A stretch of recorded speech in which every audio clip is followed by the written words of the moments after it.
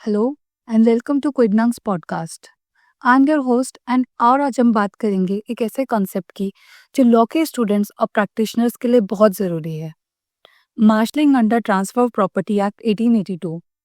आज का सेशन एक काफ़ी इंटरेस्टिंग और प्रैक्टिकल एग्जाम्पल बेस्ड डिस्कशन होने वाला है। सबसे पहले सोचिए एक सिचुएशन। एक लैंडलॉर्ड के पास 3 प्रॉपर्टीज है, ए, बी और सी। उन्होंने 3 अलग अलग लोगों को लोन दिया है और हर एक लोन के लिए अलग अलग प्रॉपर्टीज को सिक्योरिटी के रूप में प्लेज किया।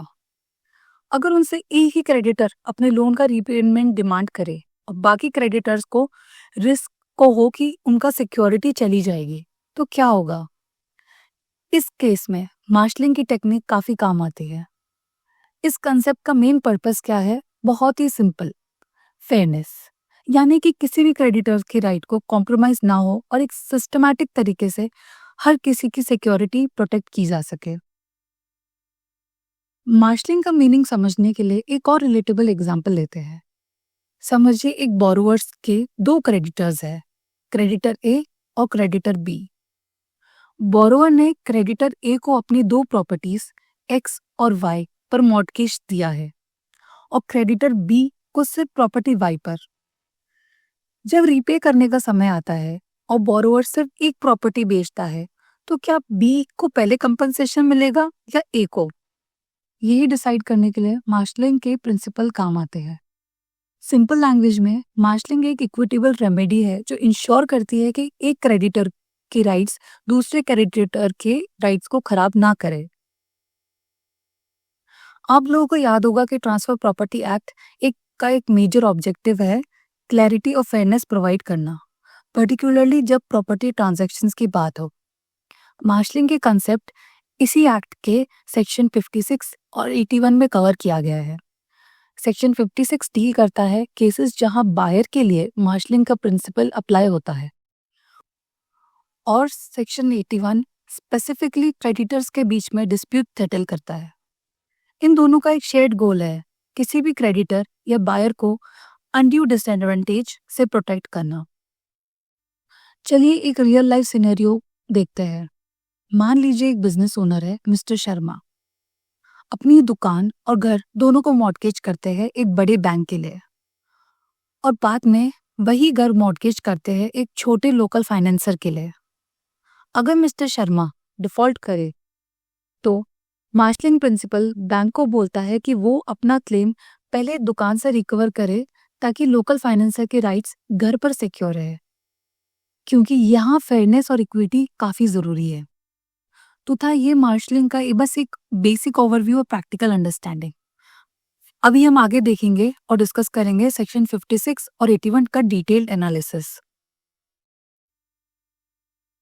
सेक्शन 56 स्टेट्स कि if the owner of 2 or more properties mortgage them to a creditor and sells 1 or more of these properties to a buyer, the buyer is entitled to have the mortgage debt satisfied from the property not sold to him unless the buyer agreed otherwise at the time of purchase.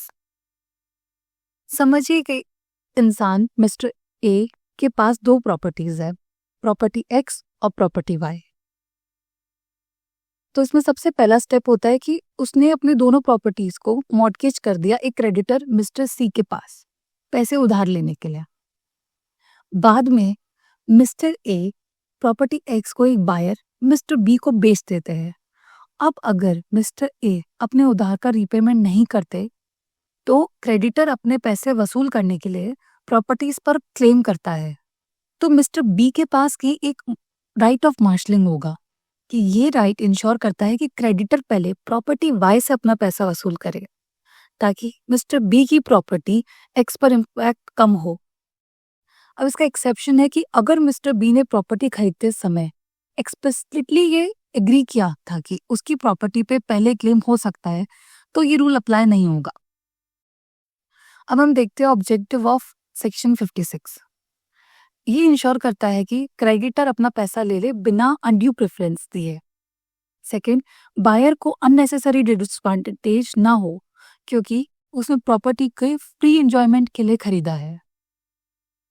तो इसके की elements होते हैं, सबसे पहले multiple properties होनी चाहिए, मतलब मॉर्गेज प्रॉपर्टीज होनी चाहिए एक क्रेडिटर के पास। सेकेंड एलिमेंट है सब्सिक्वेंट सेल, मॉर्गेज प्रॉपर्टीज में से कोई एक प्रॉपर्टी किसी बायर को बेचनी चाहिए। Third, right to protect buyer, buyer ये एक्सपेक्ट करेगा कि उसकी प्रॉपर्टी पे क्लेम तब आए जब बाकी प्रॉपर्टी से वसूल ना हो रहा हो। अब इसका प्रैक्टिकल एग्जांपल लेते हैं। Mister Raj owns a property A and property B. He mortgages both properties to a bank for a loan of 50 lakh. Later, he sells property A to Mr. Ravi. Mr. Raj defaults on the phone. Bank decides to recover its money by selling property A. अब इसका application कैसे होगा 56 का कि mister Ravi as a buyer can demand the bank first recover the loan amount from property B only if the full amount can not be covered from property B the bank can claim property A.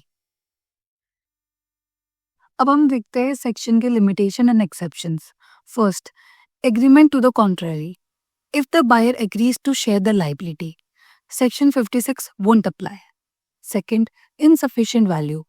If the unsold property's value is not enough to satisfy the creditor's claim, the sold property can also be used. Third, fraudulent transactions. Marshalling cannot be used to defeat the creditor's rights through dishonest agreements. So basically, Section 56 ensures that subsequent buyers are not unfairly burdened by prior mortgages. It aligns with the principle of equity and justice, balancing the rights of creditors and buyers in the property transactions. अब हम देखते हैं कि what does Section 81 states. It states that if the owner of two or more properties mortgages them to one creditor and then mortgages one or more of these properties to another creditor, the prior mortgagee must satisfy his claim from the properties not mortgaged to the second mortgage unless it is impossible or the prior mortgagee agrees otherwise. तो मान लीजिए एक इंसान है mister A, उनके पास दो properties है, property x और प्रॉपर्टी वाई। तो उसने दोनों प्रॉपर्टीज को एक क्रेडिटर मिस्टर C1 के पास मॉर्गेज कर दिया लोन लेने के लिए, और उसने प्रॉपर्टी एक्स को एक और क्रेडिटर मिस्टर C2 के पास मॉर्गेज कर दिया एक लोन लेने के लिए। अब अगर मिस्टर ए अपना लोन रीपे नहीं करता तो वो पहले वाला क्रेडिटर C1 का ऑब्लिगेशन है कि वो अपना पैसा प्रॉपर्टी वाई से वसूल करे ताकि C2 का सिक्योरिटी इंटरेस्ट प्रॉपर्टी एक्स पर सेफ रहे। तो सेक्शन 81 के ऑब्जेक्टिव्स है, फर्स्ट, फेयरनेस बिटवीन क्रेडिटर्स, कि दोनों क्रेडिटर्स के राइट को बैलेंस करना। Second, equitable distribution, property claims को सिस्टमैटिकली सेटल करना जिससे अननेसेसरी लिटिगेशन अवॉइड हो। Third, protection of second mortgagee, second mortgagee के सिक्योरिटी इंटरेस्ट को पहले वाले क्रेडिटर से अनड्यू प्रेफरेंस से बचाना। तो इस सेक्शन के की एलिमेंट्स होते हैं, सबसे पहले मल्टीपल मॉर्गेजेस होने चाहिए, मतलब एक प्रॉपर्टी ओनर के पास दो या ज्यादा प्रॉपर्टीज होनी चाहिए जो अलग अलग क्रेडिटर्स के पास मॉर्गेज की गई हो। फिर इसमें एक फर्स्ट मॉर्गेज होना चाहिए कि एक क्रेडिटर के पास दोनों प्रॉपर्टीज मॉर्गेज्ड होनी चाहिए। अब सब्सिक्वेंट मॉर्गेज भी होना चाहिए कि एक प्रॉपर्टी बाद में दूसरे क्रेडिटर के पास मॉर्गेज होनी चाहिए। नेक्स्ट इज इक्विटेबल रेमेडी, पहले वाले क्रेडिटर को दूसरी प्रॉपर्टी से अपना पैसा वसूल करना होगा। इसका एक और एग्जाम्पल लेता है कि mister Raj owns two properties, property A और property B. He mortgages both property to Bank X for 30 lakhs.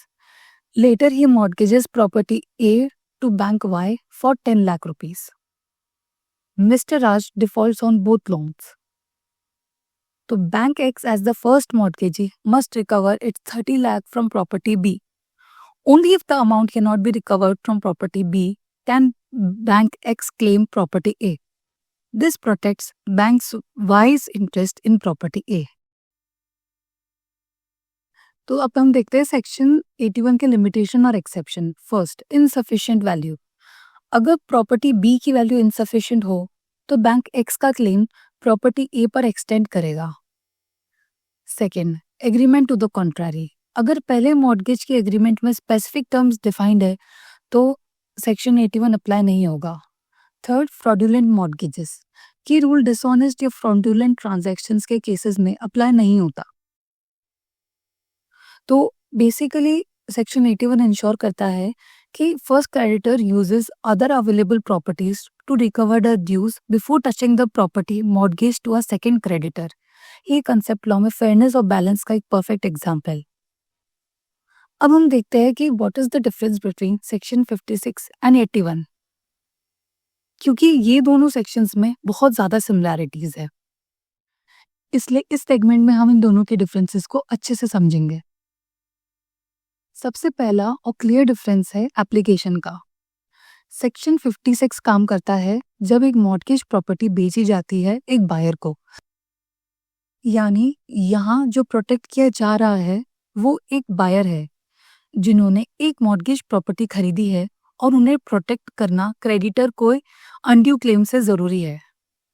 वहीं सेक्शन 81 तब अप्लाई होता है जब एक मॉर्गेजर अपनी एक या ज्यादा प्रॉपर्टीज को पहले एक क्रेडिटर के लिए मॉर्गेज करता है और बाद में उनमें से कोई भी एक प्रॉपर्टी को दूसरे क्रेडिटर के लिए मॉर्गेज करता है। यहाँ फोकस होता है क्रेडिटर्स राइट को बैलेंस करने पर। इस केस में बायर नहीं बल्कि सेकंड मॉर्गेजी को प्रोटेक्ट किया जाता है। नेक्स्ट डिफरेंसेस, सेक्शन 56 में जो प्रोटेक्टेड पार्टी है वो एक बायर है। इसका मेन मकसद ये इंश्योर करना है कि बायर का जो इंटरेस्ट है वो कॉम्प्रोमाइज ना हो और क्रेडिटर अपनी क्लेम उन प्रॉपर्टीज से पहले वसूल करे जो बायर के लिए कंसर्न नहीं है। लेकिन सेक्शन 81 में प्रोटेक्टेड पार्टी एक सेकंड मॉर्गेजी है जो बाद में आया है। ये सेकंड मॉर्गेजी के इंटरेस्ट को सेफगार्ड करता है ताकि फर्स्ट क्रेडिटर की रिकवरी दूसरे अवेलेबल प्रॉपर्टी से हो जाए। Third difference is nature of transaction. Section 56 में एक सेल ट्रांजैक्शन होता है जहां एक मॉर्गेज प्रॉपर्टी खरीदी जा रही होती है। बायर का रोल एक ओनरशिप एक्वायर करने वाले का होता है। वहीं 81 सिर्फ मॉर्गेज ट्रांजैक्शन को डील करता है। यहाँ मल्टीपल मॉर्गेजेस एक ही मॉर्गेजर की तरफ से की गई होती है और कोई प्रॉपर्टी सेल नहीं होती। Fourth difference is property and distribution. Section 56 में क्रेडिटर की प्रायोरिटी उसी प्रॉपर्टी पे होती है जो मॉर्गेज्ड है, पर बायर के इंटरेस्ट को प्रोटेक्ट करने के लिए क्रेडिटर को पहले दूसरी प्रॉपर्टी से अपना पैसा रिकवर करना होता है। सेक्शन 81 में भी क्रेडिटर की प्रायोरिटी इंटैक्ट रहती है, पर फर्स्ट मॉर्गेजी को दूसरे प्रॉपर्टीज को एक्सप्लोर करना पड़ता है अपनी रिकवरी के लिए ताकि सेकंड मॉर्गेजी का इंटरेस्ट सिक्योर हो। फिफ्थ डिफरेंस इज इक्विटी का डिफरेंट एंगल। दोनों सेक्शंस इक्विटी के ऊपर बेस्ड है पर उनका एंगल अलग अलग है। सेक्शन 56 में इक्विटी बायर के फेवर में काम करती है जो शायद प्रॉपर्टीज की लाइबिलिटीज से अवेयर हो पर अनड्यू बर्डन उठाना नहीं चाहता। सेक्शन 81 में इक्विटी क्रेडिटर्स के बीच फेयरनेस इंश्योर करती है ताकि फर्स्ट क्रेडिटर को अनड्यू एडवांटेज सेकंड क्रेडिटर के सिक्योरिटी इंटरेस्ट को कॉम्प्रोमाइज ना करे। तो सिंप्लीफाई करते हैं, सेक्शन 56 प्रोटेक्ट करता है बायर्स को और सेक्शन 81 प्रोटेक्ट करता है सब्सिक्वेंट मॉर्गेजीज को। दोनों का मकसद फेयरनेस है पर कंटेक्स्ट और एप्लीकेशन में ये अलग है। ये दोनों सेक्शन ट्रांसफर प्रॉपर्टी एक्ट के अंडर इक्विटी को इन्फोर्स करते हैं और लॉ का ये यूनिक एस्पेक्ट है कि एक ही प्रिंसिपल को यूज करके अलग अलग सिचुएशंस में अलग स्टेक होल्डर्स का इंटरेस्ट बैलेंस किया जाता है। तो ये था बेसिक डिफरेंस बिटवीन सेक्शन 56 और 81 में। अब हम समझेंगे section 81 in context with section 82। तो सेक्शन 81 और सेक्शन 82 दोनों ट्रांसफर प्रॉपर्टी एक्ट के अंदर है और दोनों का फोकस मल्टीपल प्रॉपर्टीज और उन पे होने वाले लोन्स या डेप्ट पर है। और हम दोनों सेक्शन को समझने की कोशिश करते हैं एक सिंपल और रिलेटेबल स्टाइल में। सेक्शन 81 का मतलब होता है कि अगर एक प्रॉपर्टी का मालिक अपनी एक या ज्यादा प्रॉपर्टी को पहले एक क्रेडिटर के लिए मॉर्गेज करे और बाद में उनमें से कोई एक प्रॉपर्टी दूसरे क्रेडिटर के लिए मॉर्गेज करे तो क्रेडिटर जो सेकंड है उसका हक बनता है। क्रेडिटर 2 बोल सकता है क्रेडिटर 1 को कि अपना उधार के जो पैसे है उन प्रॉपर्टी से रिकवर करे जो क्रेडिटर 2 के लिए सिक्योरिटी नहीं है। इसका मोटिव है क्रेडिटर 2 के राइट्स को प्रोटेक्ट करना ताकि उसकी मॉर्गेज की गई प्रॉपर्टी पर एक्स्ट्रा बर्डन ना आए। अब आते हैं सेक्शन 82 पर। अगर एक प्रॉपर्टी या प्रॉपर्टीज का मालिक उन्हें मॉर्गेज करता है और वो प्रॉपर्टीज अलग अलग ओनर्स की है, तो ये सेक्शन इंश्योर करता है कि प्रॉपर्टी अपने शेयर के मुताबिक डेब्ट को कंट्रीब्यूट करे। यानी अगर एक ही मॉर्गेज में मल्टीपल प्रॉपर्टीज इन्वॉल्व है तो उनका रेटिएबल कंट्रीब्यूशन होगा उनकी वैल्यू के हिसाब से। सेक्शन 82 के लास्ट लाइन में ये लिखा गया है कि सेक्शन 81 को मार्शलिंग के प्रिंसिपल्स एप्लीकेबल हो तो वो सेक्शन 82 के कंट्रीब्यूशन के रूल पर ओवररूल होगा। इसका मतलब कि एक सब्सिक्वेंट मॉर्गेजी जैसे क्रेडिटर 2 मार्शलिंग का राइट इन्वोक करता है तो सेक्शन 82 का रेटिएबल कंट्रीब्यूशन एडजस्ट होगा ताकि क्रेडिटर 2 के राइट्स सिक्योर रहे। क्रेडिटर 2 के इंटरेस्ट सबसे पहले प्रोटेक्ट किया जाएगा और बाद में प्रॉपर्टीज अपनी रेटिएबल वैल्यू के हिसाब से कंट्रीब्यूशन करेगी। फॉर एग्जाम्पल, जैसे मिस्टर राम के पास 2 प्रॉपर्टीज है एक्स और वाई। प्रॉपर्टी एक्स पहले मॉर्गेज है क्रेडिटर 1 के लिए 20 लाख के लिए, बाद में प्रॉपर्टीज एक्स और वाई दोनों दूसरा मॉर्गेज है क्रेडिटर 2 के लिए 15 लाख रुपीस के लिए। अब सेक्शन 81 का एप्लीकेशन कैसे होता है, जैसे अगर क्रेडिटर 2 मार्शलिंग का राइट इन्वोक करे तो वो कहेगा कि क्रेडिटर 1 अपने पैसे पहले प्रॉपर्टी एक्स से वसूल कर लो ताकि क्रेडिटर 2 का इंटरेस्ट प्रॉपर्टी वाई पर सिक्योर रहे। लेकिन अगर क्रेडिटर 1 का पैसा सिर्फ प्रॉपर्टी एक्स से पूरा रिकवर नहीं होता तो बाकी का अमाउंट प्रॉपर्टी वाई से रेटिएबली कंट्रीब्यूट होगा, जिसे कंट्रीब्यूशन एडजस्ट होगा पर पहले मार्शलिंग का रूल एप्लीकेबल होगा। तो सेक्शन 81 इंश्योर करता है कि सब्सिक्वेंट मॉर्गेजी के राइट्स का पहले प्रोटेक्शन हो। सेक्शन 82 का प्रिंसिपल जो रेटिएबल कंट्रीब्यूशन से है तभी फॉलो होगा जब 81 के मार्शलिंग का प्रोसेस खत्म हो चुका हो।